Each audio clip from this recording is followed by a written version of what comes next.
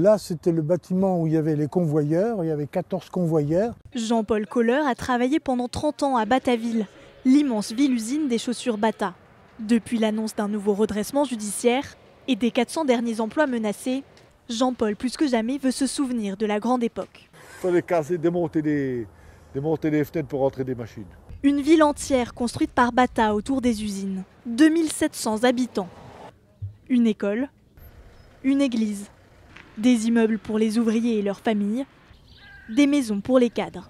Bataville a vécu intensément pendant 70 ans. 24 heures sur 24, on ne pensait que Bata, parce qu'en fin de compte, il y avait la cité Bata, on était presque en vase clos.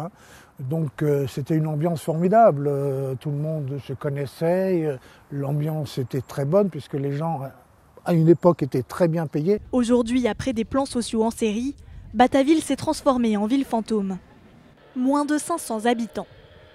L'entreprise a dû délocaliser une grande partie de sa production à l'étranger.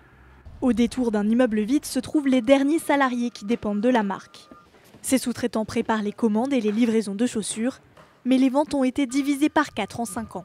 On est quand même dans une région fortement sinistrée et donc on est encore quand même plus de 20 personnes sur cette structure.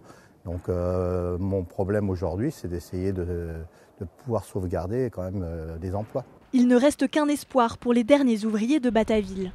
Les éventuels repreneurs du fabricant de chaussures ont jusqu'au 9 mars prochain pour se faire connaître.